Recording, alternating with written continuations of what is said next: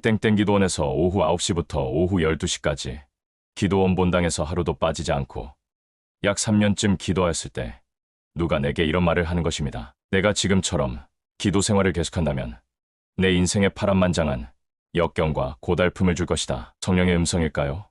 No, 마귀의 음성입니다. 제 생전에 처음 들었던 마귀의 음성이었으며 그 후로도 한 번도 그런 마귀의 음성은 듣지 못했습니다. 그러면 저는 왜 하루도 빠짐없이 기도 생활을 하게 되었나요? 그 기도원에서 기도 생활을 하다가 어느 날 아주 바쁜 일이 있어서 기도를 하지 못하게 되었고 그날 저는 흉측한 꿈을 꾸게 됩니다. 제가 어느 단층 집에 있었는데 그 집은 넓은 들판의 가운데 오직 한 채밖에 없는 단독 건물이었습니다. 제 집 주변에 모든 들판은 뱀들이 가득 차 있었고 수천 수만 마리의 뱀들이 집 안으로 들어오려고 몰려들어 집 주변을 가득 메운 꿈이었습니다. 저는 꿈에서 깨어나 다시 한동안 기도 생활을 계속하였습니다. 다시 아주 바쁜 일이 생겨서 기도를 못하고 또 잠을 자게 됩니다. 놀라운 것은 지난번보다 더 많은 뱀들이 내 집에 더 가까이 몰려드는 것입니다. 그렇게 그 흉측한 꿈을 2번 꾼 이후 저는 아무리 바쁜 일이 있어도 기도를 쉬는 일을 하지 않게 됩니다. 마태복음 26장 41절 시험에 들지 않게 깨어 기도하라. 누가복음 22장 46절 어찌하여 자느냐. 시험에 들지 않게 일어나 기도하라. 예수님께서 겟세마네 동산에서 11제자들에게 기도하라고 명령하셨지만 제자들이 기도하지 못하고 잠이 든 결과 모든 11제자들이 예수님을 배반하는 시험에 빠지게 된 것입니다. 여러분들이 평생 예수님을 믿을 것이라고요? 마귀의 시험에 져서 교회를 다니지 아니하고 설사 교회를 다닌다 해도 인터넷 예배나 방송 설교 예배를 드리며 심지어 코로나 방역 기간에는 모든 교회들이 교회에 모이지 않고 각자 흩어져 예배드렸습니다. 천국 갈 수 있을까요?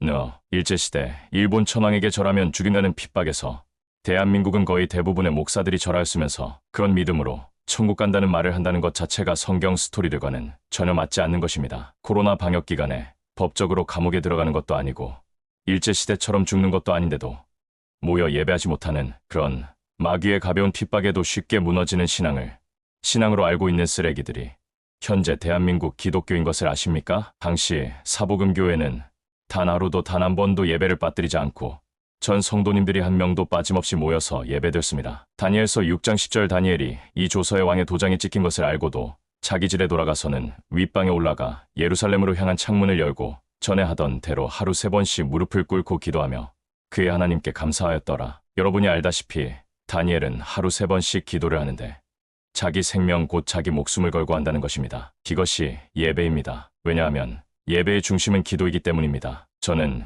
이렇게 코로나 방역기간같이 마귀의 작은 핍박에서조차 그 핍박을 이기지 못하고 출석 예배를 드리지 않고 집에서 예배드린 분들이 천국 간다고 믿는 이런 발상들이 어디서 온 것인지 몹시 궁금합니다. 11사도들이 모두 믿음 때문에 순교당했는데 생명을 내어놓지 않는 신앙이 천국에 들어간다고 믿는 그런 망상을 누가 준 것입니까? 이제 그런 작은 시험도 이기지 못한 대한민국에 아주 큰 시험이 오는데 대한민국 전역의 교회가 문을 닫을 수밖에 없는 진짜 핍박이 여러분의 앞에 있다는 사실을 직시하십시오. 만약 문정부 시절에 여러분이 그 시험을 이겼다면 앞에 있을 진짜 큰 시험이 하나님에게서 허락되지 않았을 것인데 하나님께서 대한민국 전역에 3년 내에 대대적인 시험과 올무를 던지실 것인데 그 어떤 교회도 예배를 드릴 수 없는 진짜 무서운 시험이 기다리고 있습니다. 대한민국 기독교의 멸망이 코앞에 있다는 사실을 기억하시고 하나님께서 여러분들 같은 가짜 크리스천들에게 어떻게 행하시는가를 잘 눈여겨보십시오. 할렐루야. 2024년 9월 29일 오후 10시 박경호 목사가 하나님의 집에서